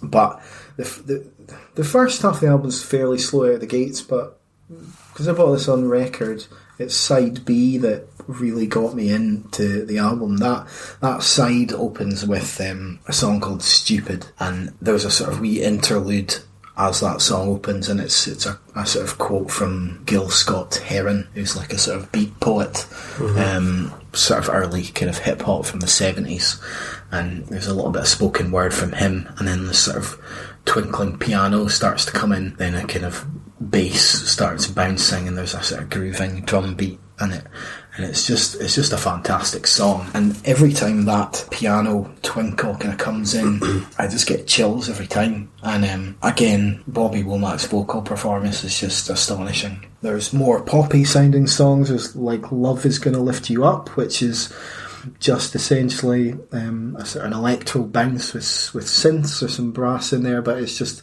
the chorus is just that love is going to lift you up repeated over and over again, and it's a really uplifting song, as the name would kind of suggest, and it kind of ends on, it goes back to its roots a little bit on the track Jubilee, which sounds like a sort of Underground Railroad gospel chant, like sort of the wade in the water, that kind of chant from the slave era, and but it's over this kind of atonal bass sort of bounce, so it's still got this weird electronic dance element to it, and I like that juxtaposition of the old and new styles brought together, and I think that's what kind of drew me into this album. And it's a real hidden gem, I think, because I don't think anyone really talks about this album or has really heard of it. It's just kind of one of those things, take a chance on it and you end up discovering an album you really love. So that's why it's in this list at number 12. I'd heard of Bobby Womack, but yeah, I thought he was long since gone by the time 2012 came around. Yeah. But yeah, it's quite interesting. Yeah, if you've heard Bobby Womack before, but you've heard his older stuff, then this is the only thing that's familiar on this is his voice and his style of singing, probably, and then that's about it. Otherwise, it's just kind of at the time at least, it's sort of bang up to date kind of experiment, as I think it paid off. Yeah, definitely. I mean, the title of the album kind of explains it all. It's called The Bravest Man in the Universe. It's this old artist just taking a mad chance on new style production and style of music. Taking a punt, yeah. So, yeah. The Bravest Man in the Universe by Bobby Womack. So, my number 12, it's another one of those bands I had to include in my kind of top 20 picks, and it's Nevermind the Bollocks, Here's the Sex Pistols by the Sex Pistols. A band that probably needs no introduction. It's their seminal and only studio album, and what I've described as the archetypal British punk band. I think they've kind of really solidified that kind of 3-guitar chord punk rock sound that we kind of all know and love. I know that there is a few other Sex Pistols albums out there, such as The Great Rock and Roll Swindle. It was released in 1979, but I don't think they really count, to be perfectly honest. It was released after the band's breakup in 1978, and probably without the full band members' consent. And there's also been kind of various other kind of live albums that have kind of been released since over the years. But for me, this is the one. This is the album that you kind of really need to listen to, and I believe it should be in everybody's collection. It was released on the 27th of October 1977. It contains 12 songs and is approximately 38 minutes long, and as I said, I believe it's kind of really solidified that kind of 3-guitar chord punk rock sound. And I know Johnny Rotten or John Lydon is a figure of ridicule nowadays. He loves his butter. He loves his butter, countrywide butter. And obviously, he kind of appeared on I'm a Celebrity, Get Me Out Here. I don't know if he's done Big Brother. Not sure about I'm not sure. He certainly was in I'm a Celebrity, Get Me Out Here. I'm not 100% sure how well he did. All I remember is he said cunt on live TV, and Ant and Dec had a bit of a meltdown. Well, it's the punk attitude. Still alive and kicking. I mean, like I said, he's a bit of a figure of ridicule nowadays, and I don't like seeing him in interviews anymore because I think he just makes an arse of himself, to be honest. However, when he was in his prime, I don't think you could touch him. Like, I think he would, I've described him as being a kind of phenomenal frontman. The kind of intensity in which he delivers his vocals and the kind of raw energy, his performance was just great. He's got that sort of sarcastic, antagonistic kind of approach, like sort of sneering down the microphone. There's not many frontmen like him.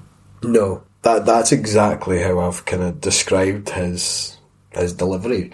I've kind of described the band as kind of coming together in the kind of perfect storm that combined Lydon or Johnny Rotten's raw, visceral, sneering contempt. Contempt is a good word, yeah. With a kind of bold and brash sound provided by Steve Jones' guitar and a simple and effective rhythm section provided by Glenn Matlock, who was the original bassist in the band. Most people think of Sid Vicious. Sid Vicious never actually played on this album. He was, I don't want to speak ill of the dead, but I think he was pretty much just a puppet, to be honest. He was the kind of pin-up punk rocker at the time, and used to that effect. I think he was used to kind of promote the band, as it were, and that was a decision that was made by Malcolm McLaren, who was the band's manager at the time. The Sex Pistols are kind of considered as being the first, what's what word I'm looking for? It's not mass produced, but they were kind of put together. Like a manufactured band, yeah. And Malcolm McLaren was very much about presenting a certain image to the public, and that's why Glenn Matlock got ousted and Sid Vicious was brought in, but he couldn't play the bass and never played the bass on this album. But I think, you know, as I said, this kind of perfect storm just resulted in a kind of true gem. And as I said, it's kind of created that archetypal punk rock sound that's kind of provided the blueprint for many bands that have kind of followed. I know that there's a lot better bands, in inverted commas, out there that are more technically adept and definitely a lot heavier than the Sex Pistols were and ever were. But I don't think you can deny their influence on the kind of music. Most people are kind of familiar with God Save the Queen, which in itself is really simple to play, but I don't know, it's something to do with Steve Jones' guitar and kind of the opening bars of the song, and there just seems to be an incredible confidence about it and kind of swagger, and to kind of appropriate the album title, there's just some fucking bollocks about it. Yeah. You just never get tired of it. Really just, it demands that you listen to it. There's obviously Anarchy in the UK, that's a song that's on there as well, which is another kind of standout Sex Pistols track, which most people will be aware of. There's a song on there called Bodies as well, which is a bit difficult to listen to. I never thought much of it at the time because I was quite young when I listened to it, but it's about abortion.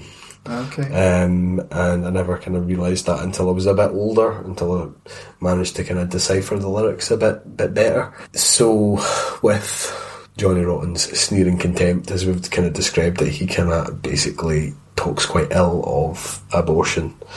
So people might find that quite difficult to kind of stomach. There's no swearing on the album as such, or if there is, there isn't that much of it. But certainly Lydon, Johnny Rotten, kind of uses his voice and delivery very deliberately on the likes of Pretty Vacant, which again is a fairly well-known Sex Pistols track. So rather than just singing it straight as Pretty Vacant, it's Pretty Vacant. Yeah. Yeah. But like I said, I know that there's other bands out there that are kind of more technically adept and can provide more kind of, I don't know, texture and kind of instrumentation in terms of the kind of overall composition. But there's something about this album that I can't quite put my finger on. But I think if you could bottle it, it'd be brilliant. Yeah, they certainly had a big impact and like it's undeniable sort of influence on what came after. So definitely an iconic band, regardless of whether they're a manufactured band or not. And like you say, they've sort of got this lightning in a bottle kind of moment. I would say so. But yeah, so let's never mind the bollocks. Here's the Sex Pistols. Very good. Okay, so my number 11 is another album from 2005, and it is Crimson by Alkaline Trio. Alkaline Trio are a sort of pop punk, goth punk sort of band. They do these sort of punk rock songs, but all the lyrics are about sort of death and the devil and corpses and all these kind of things. And there's just something about that.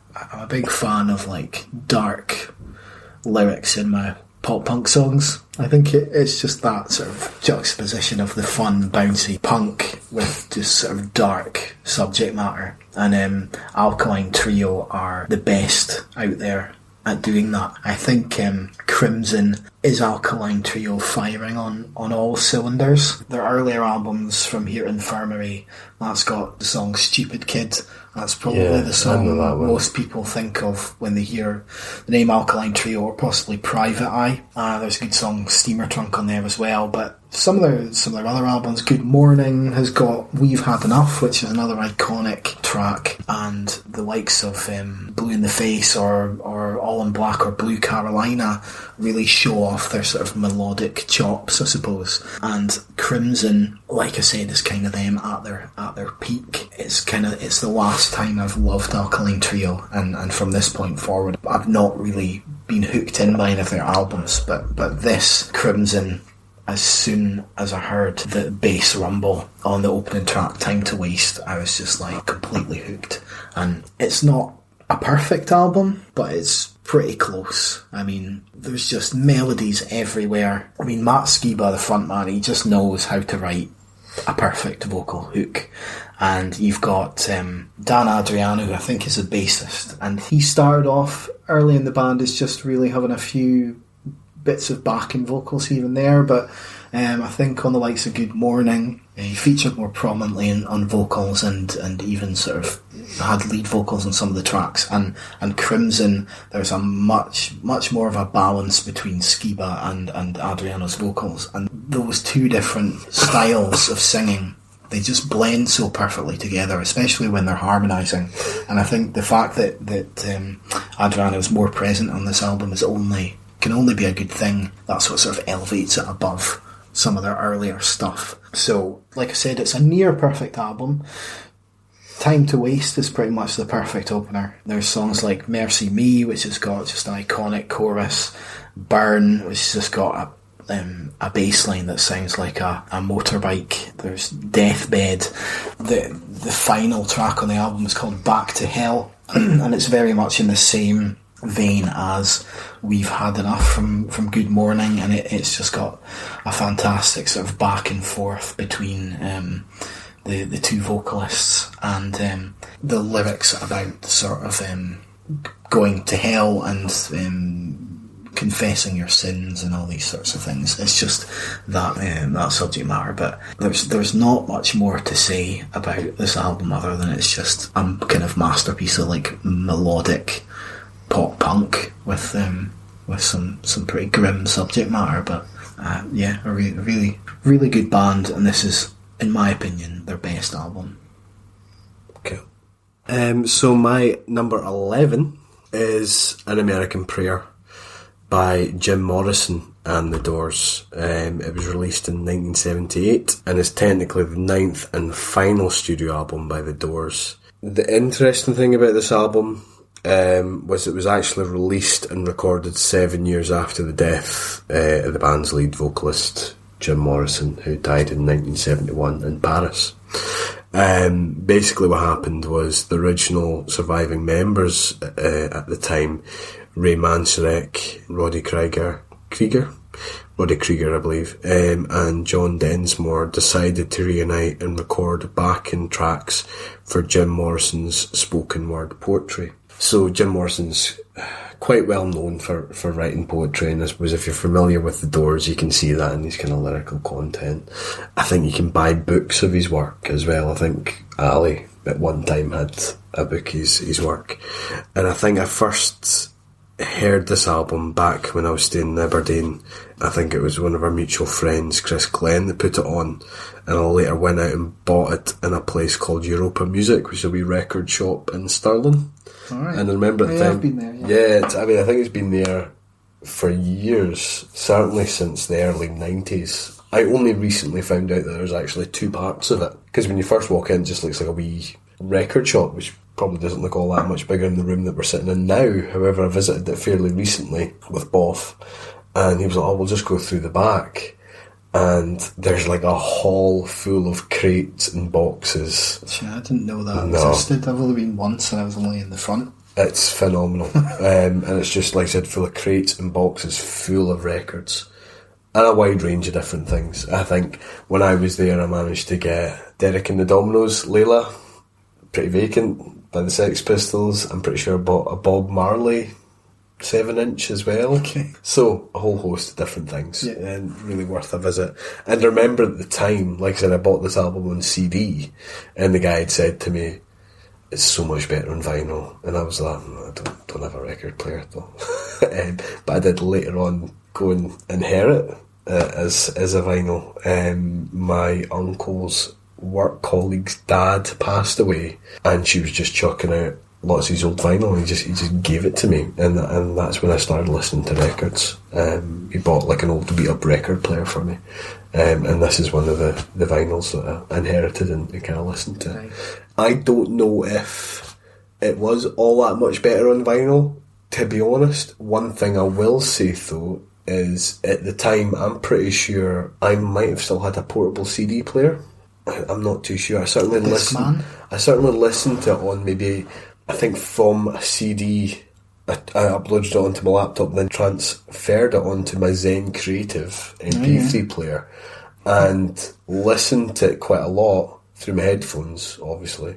And that was quite cool because the noise jumped from the left and right hand side on some of the tracks, which were really quite interesting. And I think it's worthwhile saying about this album is, I don't think there's any one track that you could single out and say, go and put on number 3 from American Prayer. I think it's very much the type of album that needs to be kind of appreciated as a whole, very much like, you know, Ghosteen, which I've kind of brought up on several occasions already, and the likes of kind of Dark Side of the Moon and what have you. If you were to pick out a track, you know, a kind of one-off song, it would have to be, and could only really be, number 13, which is a live recording of Roadhouse Blues, and it's probably my favourite recording of Roadhouse Blues. And if you're familiar with The Doors, you'll know this song. It's just a great bluesy track, and best listening to really loud. Yeah, that's like, I've only listened to this album once, and that was the one that I remembered. But yeah, it's an interesting album for sure. I love it. Like, I really do love it. There's a reprise of a lot of kind of familiar riffs and sounds, such as that kind of iconic riff on Peace Frog, which is actually from the 1970s album Morrison Hotel, on a track called Newborn Awakening. You also hear a wee bit of Riders on the Storm. You can hear that kind of twinkling kind of organ and the sound of, you know, crashing thunder and rainfall, and you hear Jim Morrison delivering his spoken word poetry, and it's from the perspective of him phoning somebody and saying that he killed somebody out in the desert, and he says it in such a nonchalant way. Obviously you're just hearing one side of the conversation, but he's like, you know, I killed somebody in the desert, and I don't think it'll be a big thing. I don't think there's that many people, nobody else seen it. And also you hear a wee bit of the Wasp. The other name for that song is Texas Radio and the Big Beat. But there's a lot of kind of original material on there as well that is executed absolutely brilliantly. It's quite a lot of kind of funky kind of style, particularly on songs such as kind of Ghost Song, for example, which is track number 23 and the last track on the album. There's also a song that I really like called Latino Chrome, which is track number 7, and as the name suggests, it's got this kind of Latino theme, the Latino American kind of theme to it. Kind of opens with kind of bongo drums, which, you know, most of the time Take him or leave him. Yeah, most of the time it's a bit of a comedy instrument, but in this case it works really well. And in a very suave sounding Jim Morrison, just in this kind of iconic, kind of gravelly voice, saying, "His gang will get you." And the lyrics are, "My gang will get you." And then it kind of goes on to this song, and there's kind of Ray Manzarek's kind of funky organ, sliding guitar, the occasional wee flourish, a kind of funky, almost kind of disco sounding guitar provided by kind of Roddy Krieger, and you just can't help sing along to this. I mean, this is an album that I've listened to quite a lot, normally under the influence of one substance or another, with Ali, our kind of mutual mate. And yeah, you know, I find we do actually sing the guitar bits, because they are quite infectious. Yeah. And like I said, this song, Latino Chrome, is basically a kind of piece of spoken word poetry about gangs squaring off with each other. You know, Jim Morrison kind of talks about open shirts and raised collars and scenes of rape going on, fights at the food stall, that type of thing. And it ends with him saying, hey man, you want girls, pills, grass? Come on. I show you good time. This place is everything. Come on, I show you. But it's delivered in such a fucking cool way. Like, I don't think any other band would be able to get away with it, to be honest. I mean, this is an album that divides a lot of people. Some people think that it was wrong for the rest of the band to dig out all of his kind of spoken word poetry and put music to it and effectively make money off the back of it. I think if they've done it in a way that it's a tribute to him and it's not a cynical cash grab, it's a fitting tribute, and especially with the way you were talking about, there's those kind of throwbacks to some of their earlier sounds. It's like an homage of kind of the work they did together when he was still alive. And I believe it was, you know, it was a homage to him, and it's executed absolutely brilliantly. You know, he got the justice he deserved on this album, I think. You know, there's other highlights that include A Feast of Friends, where again you see a kind of reprise of the Doors version of, I'm not going to be able to pronounce this properly, so bear with me. Albinoloni's? No, that's not. Albinoni's Adagio in G minor, which is a piece of kind of classical music. I know this song, I know the Doors version because it appeared on my version of Waiting for the Sun, like the CD Waiting for the Sun, but I don't think it was released as part of the kind of original release, if that makes sense. I think it was just a bonus track that was added to the CD. But the kind of piece of classical music that I'm talking about is quite well known. Like, if you were to hear it, you would recognise it. Ghost Ship was track number 2, and also a track called Bird of Prey, which interestingly was later sampled by Fatboy Slim on his song Sunset. Oh, okay. But yeah, there's a lot of really interesting stuff on this album. You know, think what you like of kind of spoken word poetry and what have you, but I think it melds very well with the sounds and compositions that the rest of the band provided for him. I love it. Yeah, I think it's really good. Yeah, I think it doesn't sound like it's been put together that way, I would say. Like, it doesn't sound like he's not there performing on the album. It's very well done. Good. Yeah, that's An American Prayer by the Doors. Cool. Jim Morrison and the Doors. Sorry. Thanks for listening to the first part of our countdown of our personal favourite albums of all time. We took the decision to serve this up in 2 parts, as the entire episode would have been around 5 hours long, and nobody wants to listen to us 2 boring bastards for that long. You'll understand that I've not bothered to add clips of music from each album, as that would have been a pretty soul-destroying task and delayed this episode even further, so just look up the bands and albums for yourselves. I will add a playlist once both episodes are up. Part 2, featuring numbers 10 down to 1, will go up once I finish editing, probably in a few days' time. I'm currently in Romania drinking a litre of beer for 70 pence, so it's not my top priority at this moment. Remember, you can read reviews of some of the albums on this list over at theheadscratcher.com. We also have a new playlist up for January 2020, which you can find by hitting the playlist tab on the landing page of the website. Yes, I know it's February now, but it's one of the best playlists we've ever done, and we'll have a February one up in a week or 2. Let us know your favourite songs. Don't forget to check out our Facebook page at The Head Scratcher, or hit us up on Twitter at ScratcherHead. Finally, please remember to listen to the singles we put forward at the start of the episode, Underneath by Code Orange and Walking Like We Do by The Big Moon, and let us know your thoughts. See you next time. It's not finished. It's finished.